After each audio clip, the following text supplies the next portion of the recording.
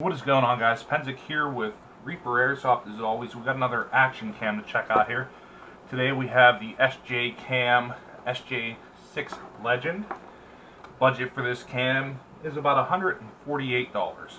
This is a 4K action camera with a 16 megapixel lens. It has Wi-Fi and is manufactured by SJCAM.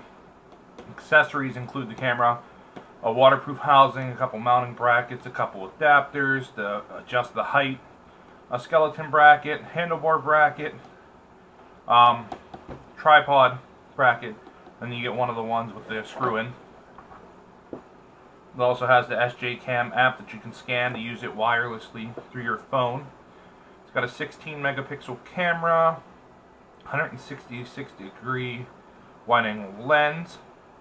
Videos recorded in MOV and MP4, images in JPG, 4K at 24, 2K at 30 frames per second, and then 1080p and 60 and 30 frames per second.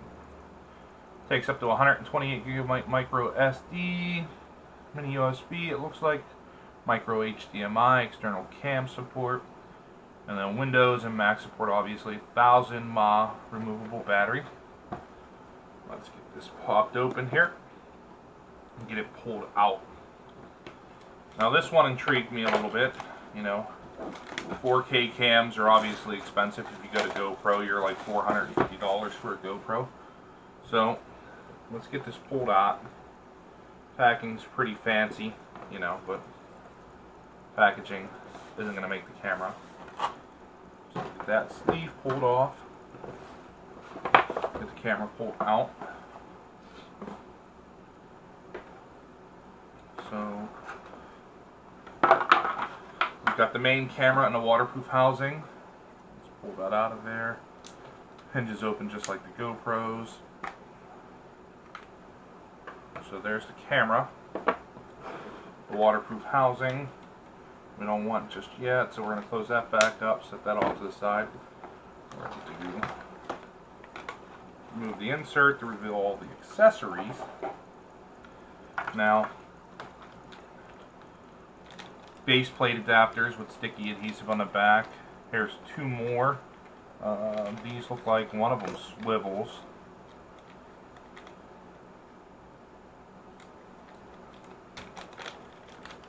Let's see what these ones do here, because these ones are a little bit different.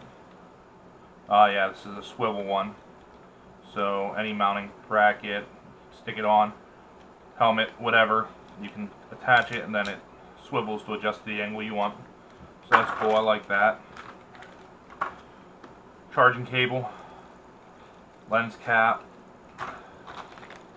skeletonized housing, which is nice if you're just going to do reviews, stuff like that for it. Another set of mounting brackets, another set of sticky adhesive, a touch backplate door, so it's got a thinner housing material so you can touch it, which I like. This is going to get put on instead of the thick one. I'll do this one for when we're playing. This will make it a lot easier, so that one's going to get equipped. The handlebar mount, a couple other brackets and adapters for mounting. Everything looks like it's the GoPro mount style system, so you're good to go. Cleaning cloth, and then some stickers, SJCAM, two SJCAM stickers, and then your instruction booklet. Shows you everything there. So we're going to get rid of this real quick. Let's throw this stuff in here.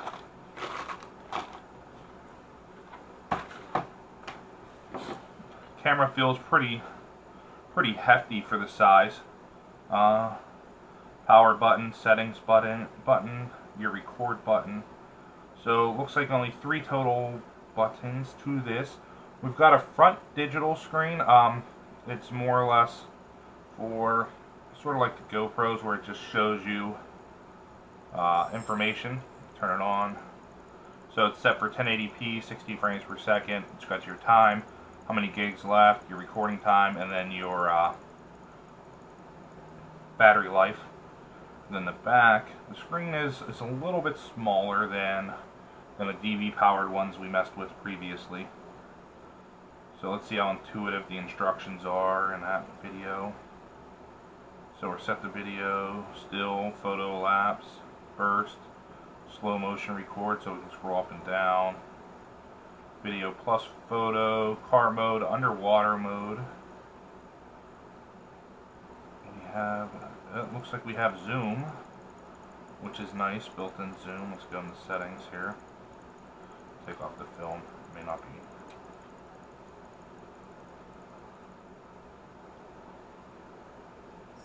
Oh, I'm out of power. I'm going to have to charge it up, guys. So what I'm going to do is I'm going to charge it up.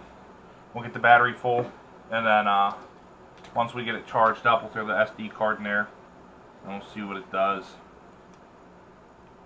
Throw that back on for. Alright guys, so I'm back. I got it charged up this time, so we can actually take a look at it. Start peeling some of the stickers off. We're going to get it turned on here.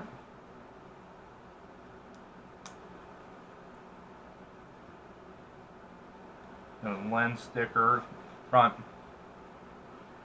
display sticker, back display sticker, protective stickers. You gotta love stickers. Hold the power button until it comes on. Front display shows your resolution, how long you've been recording, the current time, how many gig of data you have there, well, on your memory stick available, and then your battery. Now, the back display gives you your reference, so you can see everything. Hopefully the lighting's not too terrible over here. Let's get that a little bit brighter, hopefully. That is not super reflective, we'll see.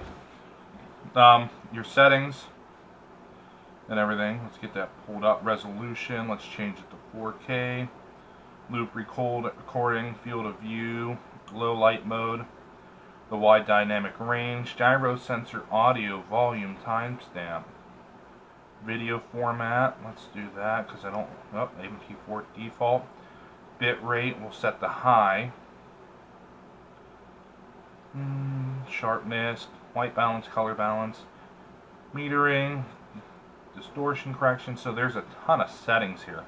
Language, date, time, format, FPV, TV mode, fast record, quick capture, front display. So what's that do? Oh, so you can turn the front display off and on. Auto power off set to 3 minutes. Keypad tone.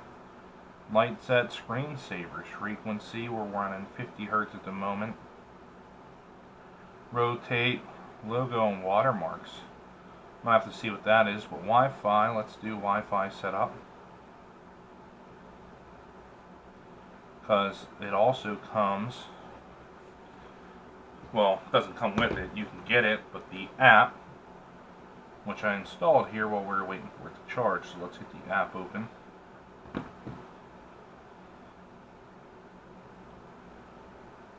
So let's do this, let's connect these two. Press the power button, power it on. Wi-Fi button, do we have a Wi-Fi button? I don't think we have a Wi-Fi button on this model. We're SJ6 Legend, is that what it is? SJ6 Legend. Boom. So power on. So let's do this. Slide down the screen to get new interface and click Wi-Fi symbol enable. There's the Wi-Fi. Ah, look at that.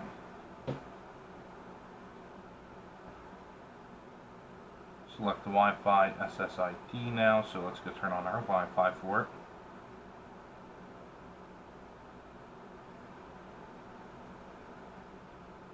There it is.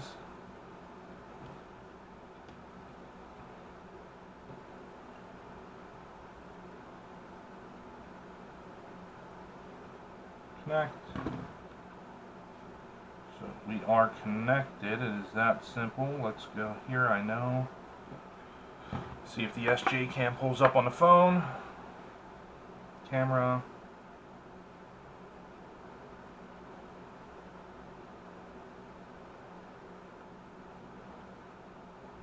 Now, I don't know if my phone's going to interact with this thing correctly.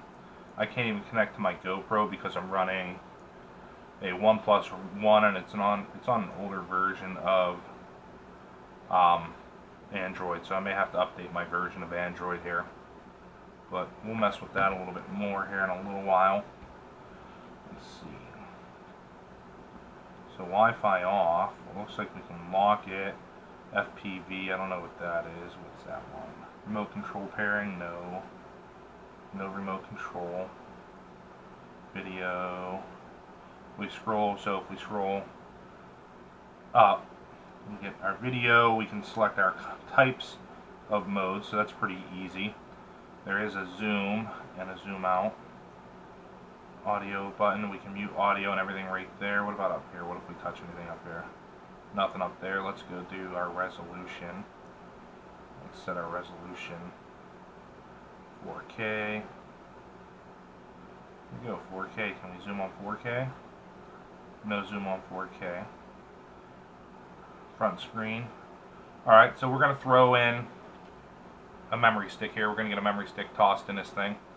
And we're going to see how it does video quality wise and see how good it actually is. Like I said, overall build, it is pretty heavy. It's heavier than a DV Power. So we'll get that pulled up. We'll get a memory stick in there and we'll get some video quality tests going.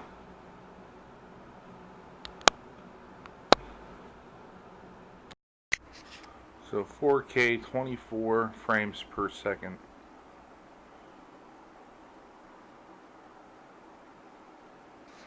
Up close, fairly average room lighting. Alright, so here we're outside. This is low light. We're going to try and get the garage light to kick on, the little security light to kick on, to show how it adjusts to the light. It's picking up light a little bit better than I thought it would for it being set at low light. Here's where the garage light kicks on, and it changes the way it picks up, and it actually picks up fairly decent. Road-wise, it picked up quality pretty good. Vibration and gyroscopic control, I mean, when we get a little bit of shake during a stop, you can see it vibrates with the car. Nothing too out of the ordinary. There's a lot of different functionality to the camera that I still have not messed with.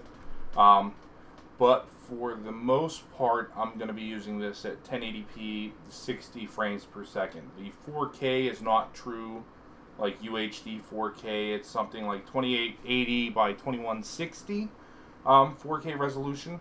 But at 24 frames per second, it's not going to capture what I need to capture for the events, for gameplay, stuff like that. So we're going to stick to 1080p 60 frames per second, and we're going to see how well it handles overall.